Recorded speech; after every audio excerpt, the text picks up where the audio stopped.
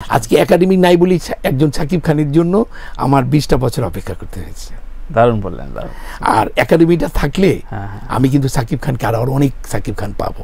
সেই ক্ষেত্রে screen acting এর উপরে যদি আমরা 4 বছরের গ্র্যাজুয়েশন কোর্স চালু করি, যেখানে ঘোড়া দৌড় শেখানো হবে, ফাইটিং শেখানো হবে, ডান্স শেখানো হবে, অভিনয় শেখানো হবে, সেই ছেলেটা বেরিয়ে গেলে তো তাকে আর বেশি শিখতে হবে না। এই কলকালি ল্যাঙ্গুয়েজ কলকাতার আমরা 2-1 অ্যাক্টর, 2-1, যেমন ওরা তাই জন্য বলে, তাই জন্যে আমরা কিন্তু তাই জন্য বলি, আমরা বলি তার জন্যে, কিন্তু মিমি চক্রবর্তী কিন্তু তাই জন্য বলে নাই। খেয়াল করে আমি ওকে শুটিং এ, আমার সাথে শুটিং এ বলেছিল তাই জন্যে, ডাবিং এ পেয়েছি তার জন্যে। তো এখন 2-1 জায়গায় কিছু একটা ছোট ছোট কিছু ক্যারেক্টার আছে, সবগুলো তো ওখানে নিয়ে যাওয়া হয়নি। সেই ক্ষেত্রে কিন্তু এই যে ডান্সটা ও দুষ্ট কোকিল এবং ইয়ের সাথে যে ওখানে আসলে সব উত্তর মিলে যায়, এখানে না খুব একটা পরিচিত ফেজ হলে ভালো লাগতো না। বাংলাদেশের একটি কমন নায়িকা এটা করছে, কিন্তু ধরবে আপনার সব নায়িকারা ধরবে না, এটা নায়িকাদের মন খারাপ করার কিছু নাই। নায়িকাদের কাজ কি ও করেনি? যেমন আমি যদি সুরঙ্গতে দেখি, সুরঙ্গতে কি ওখানে আমাদের ইয়াকে ব্যবহার করে নাই? বড় স্ক্রিনে একটা এক্সট্রিম ক্লোজ আপ ব্যবহার করতে গেলে ডিরেক্টর কাঁপে, কিন্তু আমি তুফানে দেখেছি আমার এইরকম একটা এক্সট্রিম ক্লোজ ব্যবহার করতে আমি তো মনে হয়েছে যে আমি এরকম ডি নিরো বা আমাদের মাইকেল জ্যাকসনের ক্ষেত্রে, জ্যাক নিকলসনের ক্ষেত্রে এইসব ছবি দেখেছি।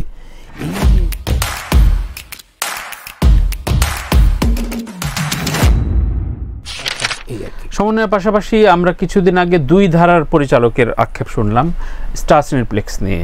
একজন প্রযোজক ইকবাল খুব কথা বললেন, খুব ক্ষিপ্ত হয়ে, আবার বদরুল আলম বললেন যে তার ছবিটাও খুব বেশি টাইমলি দেওয়া হচ্ছে না, সকালে এমন সময় দিচ্ছে। সো এই প্রজেকশনের জায়গাটায় সমন্বয়ের অভাব নাকি সাংগঠনিক অপতৎপরতা? পাত্রটা ঠিক নেই।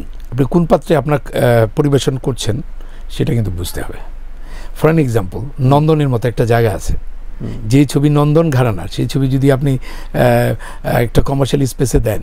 আচ্ছা, আমি আরেকটা জিনিস বলতে চাই, আমার সিনেমা হলে কোন সিনেমাটা চালাবো এটা আমার দায়িত্ব।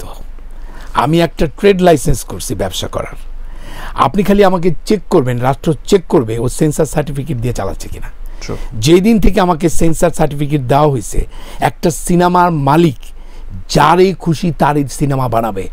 ঈদে কোন ছবি রিলিজ হবে সেটা রাষ্ট্র চাপিয়ে দিতে পারে না। এইটা যদি কোনো সিনেমা হল মনে করে গাজীরাকাতে মৃত্তিকা মায়া চালাবো, তোর বাপের কি চালাবে? 10টা দর্শক হলে ও 10টা নিয়েই আরাম। কিন্তু যেহেতু ওকে একটা ট্রেড লাইসেন্সধারী, একটা ইন্ডিপেন্ডেন্ট বিজনেসম্যান, ওরে আপনি চাপাই দিতে পারেন না তুই আমার ছবি কেন চললি। এখন পাত্রটা বলছি, আমার ছবিটা একাডেমিক ঘরানার, আমার ছবিটার শিল্প মানে ধ্রুপদী ঘরানার, কিন্তু আমি আসলাম সিনেপ্লেক্সের মতো একটা কমার্শিয়াল জায়গায়, যেখানে আমার 1 সপ্তাহে লাখ লাখ টাকা খরচ হয়। তা আমি তো ব্যবসা করতে আসছি, আমি আমার মৃত্তিকা মায়াবু যদি আমার চালাইছে, আমার গোর ছবিটা তো চালাইছে, আমাকে স্যালুট দেই যে না গাজীরাকাতকে একটু সম্মান করে চালাইছে, তাই না? এই ছবি তো নাও চালাতে পারতো, কারণ ও তো বিজনেসম্যান। আমার এই জায়গাটায় আমার মনে হয় এত ক্ষোভ হওয়ার কিছু নেই। এই কারণে আমাদের দরকার কিছু অল্টারনেটিভ ফিল্ম সেন্টার, যেই সিনেমাগুলো আমাদেরকে, আমরা যেই সিনেমাগুলো বানাই সেটার দর্শক যেটা কলকাতায় আছে, রাইট। এবং পাত্রে গন্ডগোল, আমরা 10-12 বছর শুধু আমরা নিজেরা একজনের সাথে আরেকজনের অসম্মানজনক একটি জায়গায় যেতে চাচ্ছি। আমি চাই না, আমার যদি সিনেপ্লেক্স আমার ছবি না চালাতে চাই, আমি কিভাবে করবো? আবার দেখেন, অনুদানে নিয়ম করেছে 20টা সিনেমা হলে ছবি চলতে হবে, অনুদানের ছবি। আমি আপনাকে বলি, আমেরিকার চেয়ে তো বাংলাদেশ বেশি কমার্শিয়াল হয়ে যায় নাই, বা ইন্ডিয়া হয়ে যায় নাই।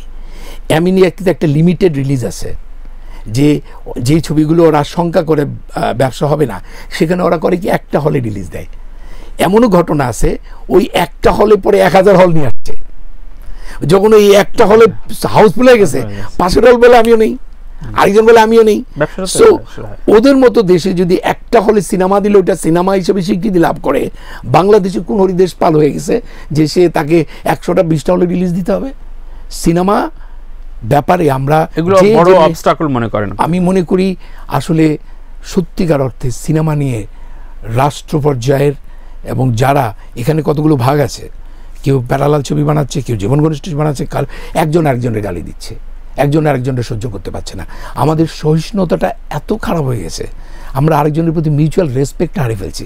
আর এই সোশ্যাল মিডিয়ার যুগে কে কত কারে লেট ডাউন করতে পারে, কে কত কারে পচাতে পারে, সেই পচানোটার জন্য আপনি দেখেন একটা সিনেমা তুফান দেখার পর একটা ছেলে কিন্তু বলতে পারে আমার ছবিটা ভালো লাগে নাই, তারে পচানোরও রাইট আপনার নাই, একদম তাই না? তার ভালো নাই লাগতে পারে। এইটাও এখন কিন্তু ও খারাপ বলতে ভয় পাচ্ছে যদি আমার পচায়। ব্যাপারটা এরকম নয় যে প্রত্যেকটা জায়গায় এই স্বাধীনতাটা থাকতে হবে। এখনকার তরুণ তরুণী যারা অভিনয় করছেন, বলা হয় যে তারা অনেকে আদর্শহীনভাবে নিজের চেষ্টায় বেড়ে উঠছে, তাদের ভিতরে কেমন পটেনশিয়ালিটি দেখেন? আসলে এই নতুন প্রজন্ম তো মিসগাইডেড হয়ে যাচ্ছে বিভিন্ন কারণে। গাইডই তো নাই না, সেই কারণেই বলছি যে দেখেন এফডিসি ডেভেলপড হয়েছিল, এবং এফডিসি ডেভেলপড হওয়ার পর 2013-তে বাংলাদেশ সিনেমা টেলিভিশন ইনস্টিটিউট হলো। তাহলে 55 থেকে সেই 50 থেকে আপনি 2013 দেখছেন, কত বছর হয়? আপনি আবারও আমি এটা বলতে চাই যে আপনি 100 তলা বিল্ডিং খরচ করার জন্য একটা ইঞ্জিনিয়ার লাগে, আর্কিটেক্ট লাগে, কিন্তু 100 কোটি টাকার একটা ছবির জন্য কোনো কারোর দরকার নেই, শিখাপড়ার দরকার নেই। আপনাকে আমি এখন হার্ট অপারেশন করতে চাইলে আপনি রাজি হবেন না, আপনি আমাকে বলবেন আপনার কি MBBS ডিগ্রি আছে? ঠিক একইভাবে আমি যেটা বলতে চাচ্ছি, এখনকার জেনারেশনে যেটা institute, what can it do it, যে এই এত হাইলি টেকনিক্যাল একটা জিনিস সিনেমা, সেখানে আমাকে অবশ্যই আমার ব্যাকগ্রাউন্ড, আমার মাস্টার গ্র্যাজুয়েশন, আমার এই জায়গাটা থাকতে হবে। স্ক্রিন অ্যাক্টিংয়ের উপর 4 বছরের গ্র্যাজুয়েশন থাকতে হবে। আমার যে হিরো মৃত্তিকা মায়ের যে তিতাস জিয়া, ও তো Dhaka University theatre and performance স্টাডিজের, সে কিন্তু রাশিয়া থেকে PhD করে আসছে পারফরমেন্সের উপরে, এবং তার পারফরমেন্স দেখে পুরো অডিয়েন্স দাঁড়িয়ে হাততালি দিয়েছে রাশিয়ানরা। তো এরকম একটি জায়গায় যেখানে আছে, আমি মনে করি যে এই যে শাকিব খান, একাডেমির প্রয়োজনটা কি জানেন? একাডেমি যদি আপনি ফলো না করেন তাহলে গুরু আপনাকে 20 বছরে বিদ্যা দিবে, আর একাডেমি আপনাকে 2 বছরে দিয়ে দিবে। বুঝতে পারছেন? টাইমটা নষ্ট হয়। আজকে একাডেমি নাই বলি একজন শাকিব খানের জন্য আমার 20টা বছর অপেক্ষা করতে হয়েছে। দারুণ বললেন, দারুণ। আর একাডেমিটা থাকলে আমি কিন্তু শাকিব খানকে আর অনেক শাকিব খান পাবো। সেই ক্ষেত্রে স্ক্রিন অ্যাক্টিং এর উপরে যদি আমরা 4 বছরের গ্র্যাজুয়েশন কোর্স চালু করি, যেখানে ঘোড়া দৌড় শেখানো হবে, ফাইটিং শেখানো হবে, ডান্স শেখানো হবে, অভিনয় শেখানো হবে, সেই ছেলেটা বেরিয়ে গেলে তো তাকে আর বেশি করতে হবে না।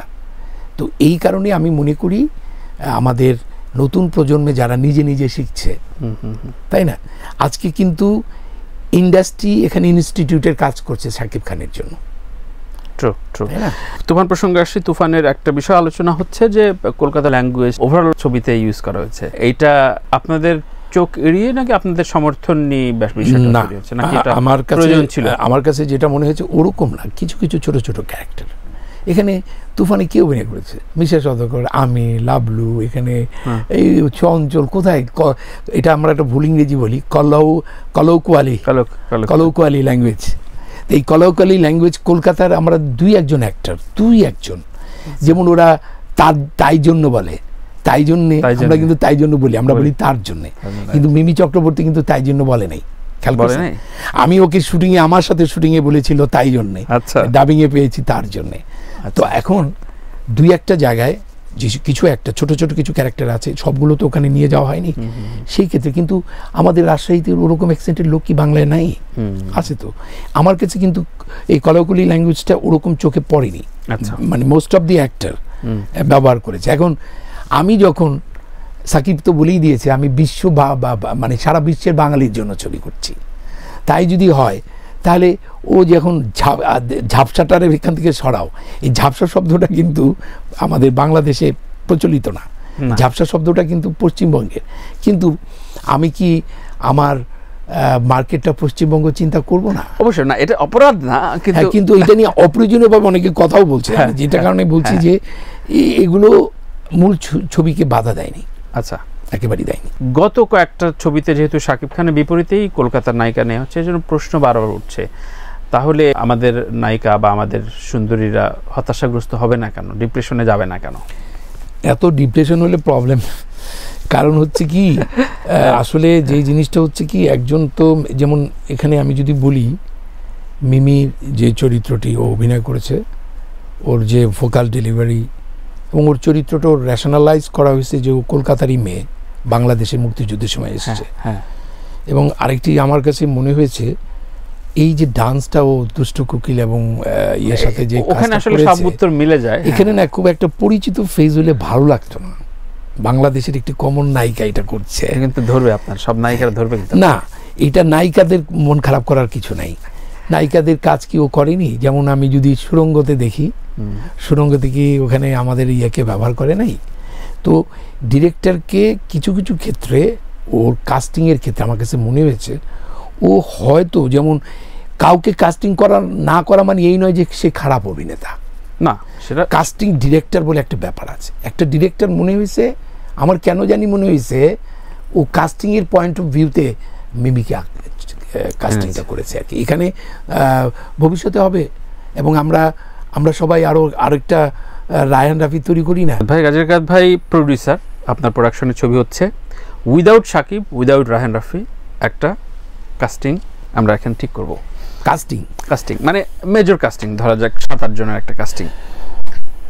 এটা নিটল প্রেমের গল্প হতে পারে, অ্যাকশন মুভি হতে পারে। রাকাত ভাই বলেন, হিরো হিরোইন আসি। আমি যদি হিরো বলি তাহলে আমি সিয়ামকে বলবো। ফাইন, সিয়াম। নায়িকা? আর নায়িকা যদি বলি আমি বলবো আমাদের এই মেয়েটির অভিনয় আমার খুব ভালো লেগেছে, পূজা চেরি। পূজা চেরির সাথে আমি একটু অভিনয় করেছি, ছবিটার নাম হচ্ছে নাগফুল কাব্য। আচ্ছা। এবং সেখানে ওর ইন্টেলিজেন্সকে আমি দেখেছি যে কী সুন্দর ইম্প্রোভাইজ করতে পারে, স্পন্টিনিটি। তো পূজা চেরিকে তো অসম্ভব ভালো লেগেছে পোড়ামান্টুতে। কারণ পূজার জন্য একটা বিশাল এটা ক্লিপিংস আমি পূজাকে পাঠিয়ে দিব। ডিরেক্টর কাকে নেবেন? ডিরেক্টর এখানে আমি জানি না, আমাকে যদি বলা হয় তাহলে